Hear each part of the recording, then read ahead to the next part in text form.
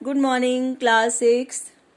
बेटा आज हम पढ़ेंगे हिंदी व्याकरण और हिंदी व्याकरण का लेसन नंबर 2 जिसका विषय है वर्ण विचार। ठीक है, सबसे पहले हम समझते हैं कि वर्ण किसे कहते हैं। वर्ण क्या होते हैं? वे छोटी से छोटी ध्वनियां जिनके टुकड़े नहीं किए जा सकते वे वर्ण कहलाती हैं। ठीक है, इसके बाद नेक्स्ट टॉपिक आता है वर्णमाला। वर्णमाला क्या होता है?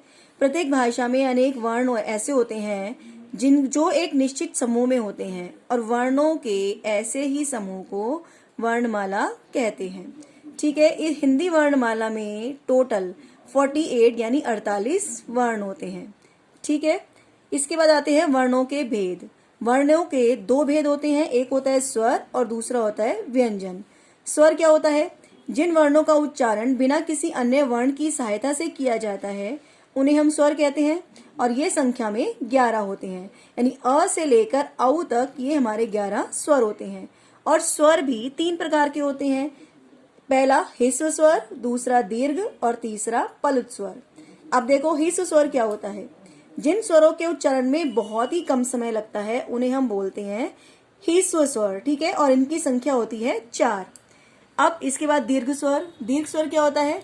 जिन स्वरों के उच्चारण में लगभग दुगना समय लगता है उन्हें हम बोलते हैं दीर्घ स्वर और इनकी संख्या होती है 7।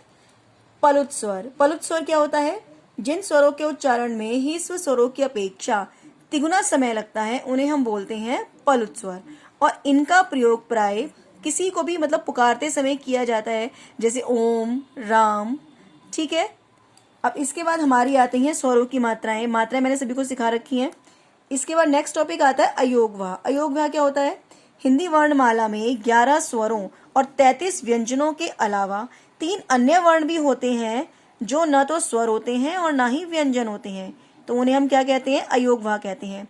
और ये अयोगवाह भी 3 प्रकार के होते हैं। पहला होता है अनुस्वार। अनुस्वार का मतलब होता है अंक की बिंदी। ठीक है, जैसे मान लो हंस, पतंग या गंगा इत्यादि। इसके बाद आता है अनुनासिक। अनुनासिक का मतलब होता है चंद्रबिंदी। चंद्रबिंदी किस पे लगती है? जैसे मुंह, अंगूठा, गांव, दांत आदि। ठीक है, इसके बाद तीसरा आता है विसर्ग। विसर्ग क्या होती है? इसका उच्चारण ह के समान होता है और विसर्ग में जैसे वर्ड आते हैं पुनः, प्रातः, अतः। ठीक है, ये होता है विसर्ग। इसके बाद आते हैं हमारे व्यंजन। व्यंजन क्या होता है? जिन वर्णों का उच्चारण स्वरों की सहायता से किया जाता है उन्हें हम व्यंजन कहते हैं। और क से लेकर ह तक ये हमारे कितने होते हैं? टोटल 33 यानी 33 व्यंजन होते हैं। इन व्यंजनों के भी 3 भेद होते हैं, एक होता है स्पर्श व्यंजन, अंतस्थ व्यंजन और ऊष्म व्यंजन। स्पर्श व्यंजन क्या होता है? जिन व्यंजनों का उच्चारण करते समय जो वायु होती है वो हमारे कंठ यानी गले से, तालु यानी जीभ से, दांतों से और होठ के बीच में से जाती है उसे बोलते हैं स्पर्श व्यंजन और इनकी संख्या होती है कम से कम 25। ठीक है, इसके बाद आता है अंतस्थ व्यंजन। ये क्या होता है? जिन व्यंजनों का उच्चारण स्वरों और व्यंजनों के बीच में होता है उन्हें हम बोलते हैं अंतस्थ व्यंजन और इनकी संख्या 4 होती है। ये कौन कौन से होते हैं? य, र, ल और व। इसके बाद लास्ट है हमारा ऊष्म व्यंजन। ऊष्म व्यंजन क्या होता है?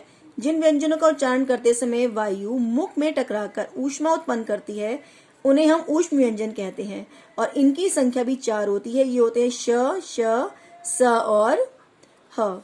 ठीक है, अब इसको वीडियो को देखना और समझना। धन्यवाद।